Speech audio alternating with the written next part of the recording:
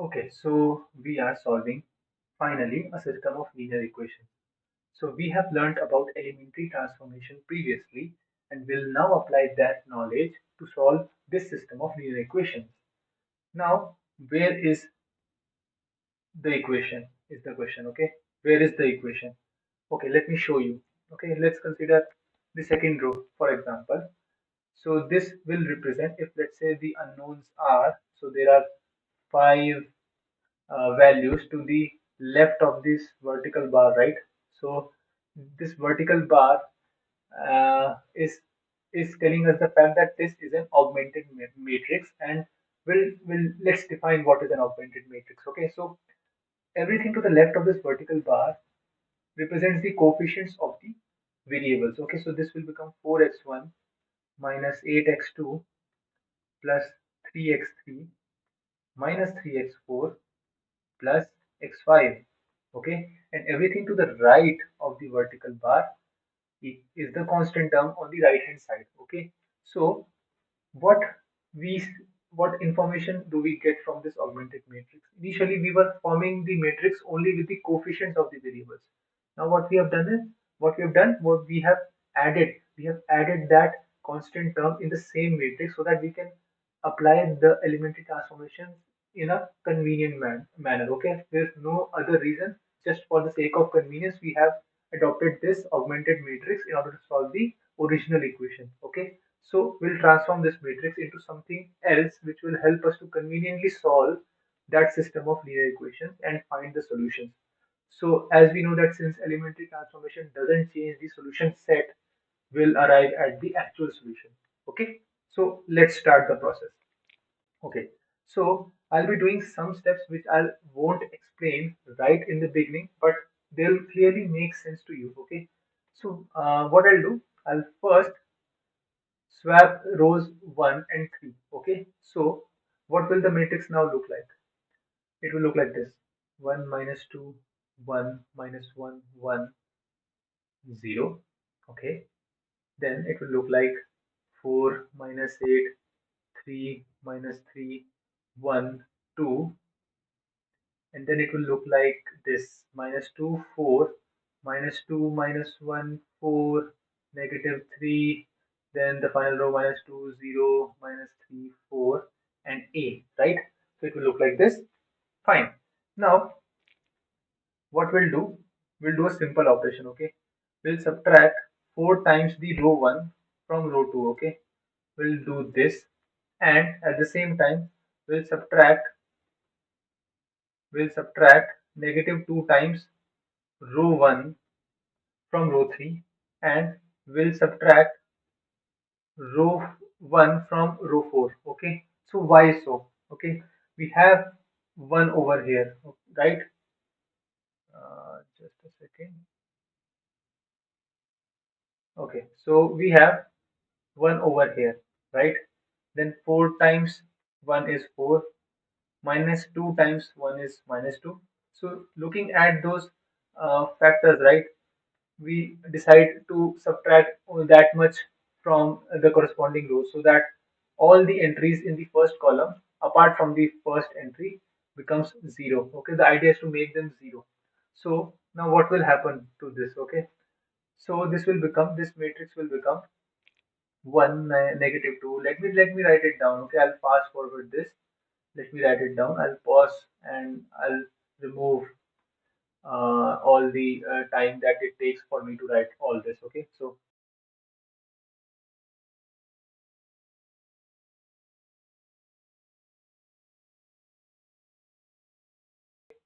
okay.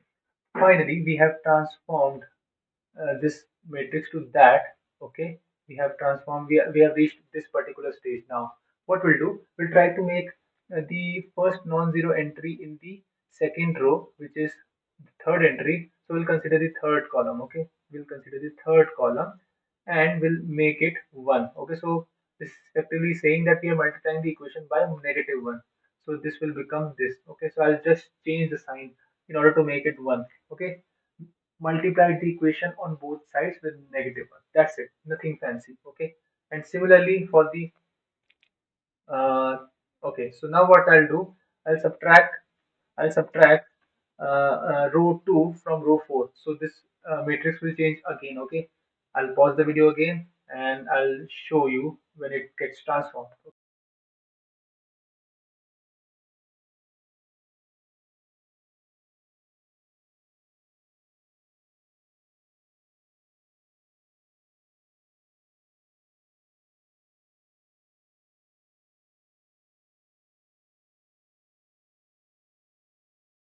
So as you can see, we have finally transformed this system into this particular matrix. Okay, this one. Okay, now we are only left with the last step.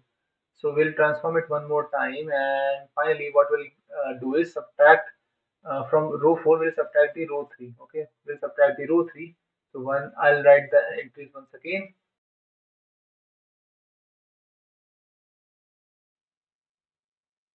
Okay, so we have transformed this matrix into this one. Okay, so this one is a final matrix. So in this matrix, it's in a special form. Okay, first of all, as you can see that there are some rows which contain all zeros. Okay, so in the first place, so this a was unknown to us, right?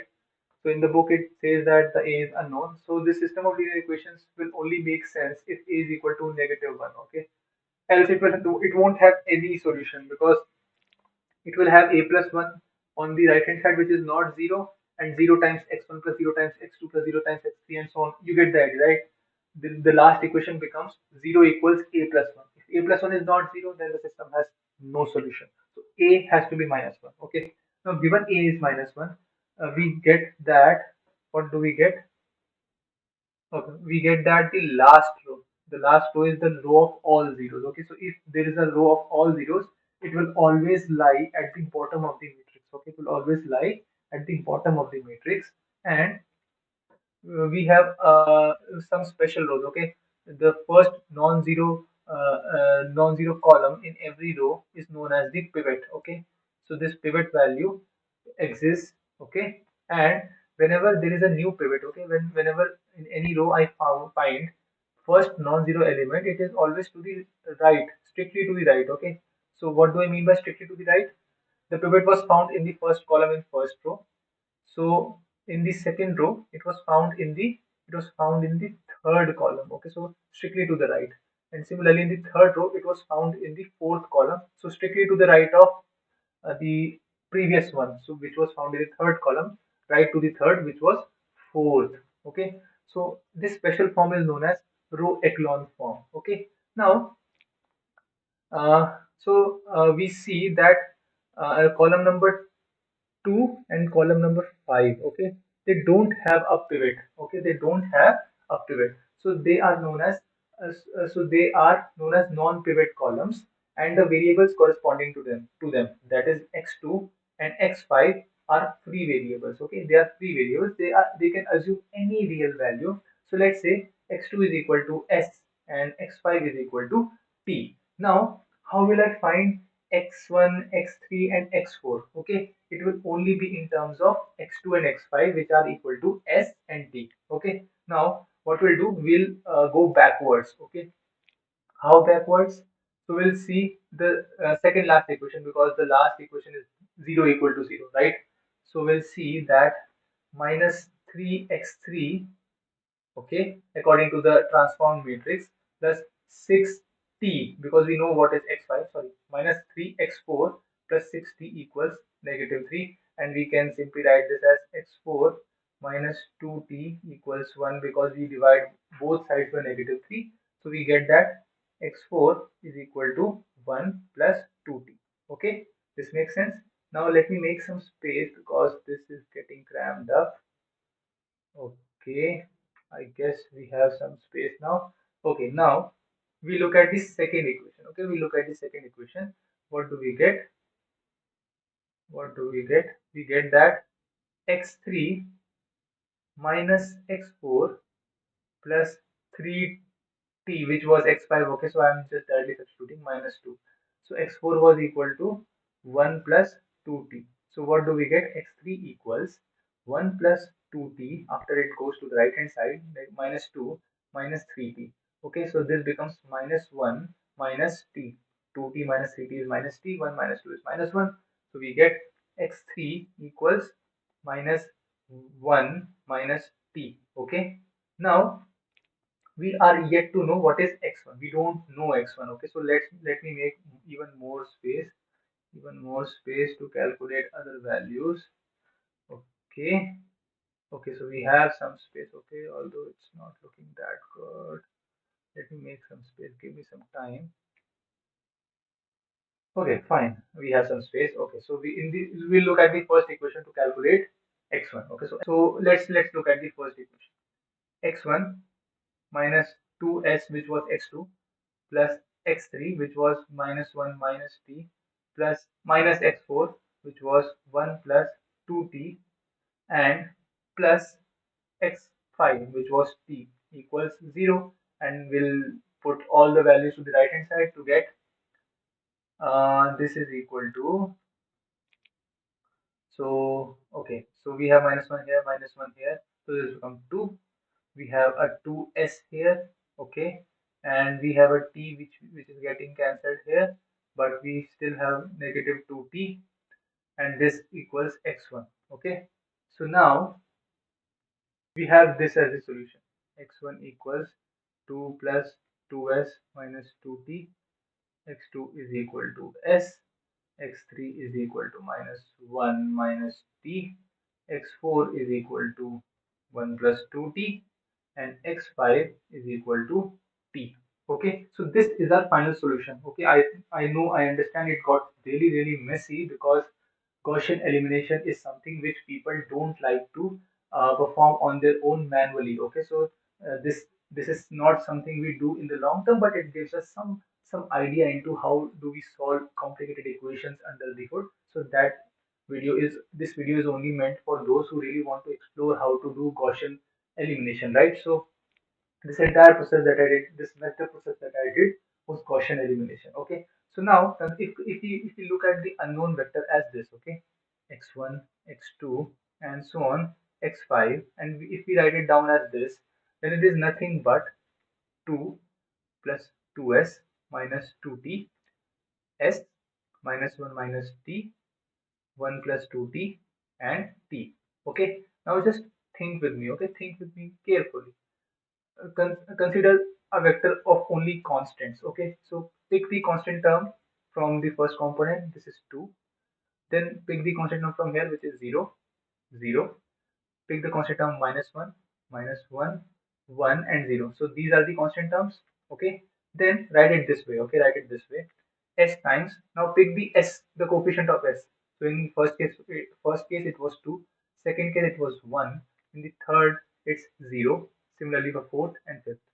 And now consider it this way. Okay, pick the coefficient of t. Okay, negative 2, 0, negative 1, and again 2 and 1. Okay, so you are you able to see how this sum that I wrote, okay, this sum that I wrote along with some scalar multiplication is exactly equal to this. Okay, so you can do it component by component, right? 2 plus 2s. So you, in order to get the first component, you will do 2 plus 2s minus 2t, which is the first component, right? So this is exactly equal. And what did we learn? This was the particular solution. These are the solutions to that au equals to 0, and and t is also that 1. So this vector is also 1, is the one that solves au equals 0. Okay, so these are belonging to that set, and s and t can be independent real numbers which are just scaling those vectors and adding them up so that we have the complete solution set. Okay, so as the book also mentions here, on solving the system of linear equations, we exactly get that set. Okay, so there could be some plus minus difference here. Why? Because if lambda 2 is a real number, then so is negative lambda 2. Okay, so even negative lambda 2 can comprise of the set of all real numbers. So there could be a minor difference of plus and minus, but anyway, the solution set comes out to be the same. Okay, so this is how we generally solve a system of linear equations. So I'll next upload a video on reduced row echelon form. If you really want to know about that, you can go through with that, else you can totally skip it because it's just an extension of a row echelon form. Okay, the reduced row echelon form is an extension of row echelon form, and it's messed up. I agree. No one wants to do it, but I'll still post a video. So just wait for it. If you are still waiting for it and it has not come, else just skip it. Just don't think about it.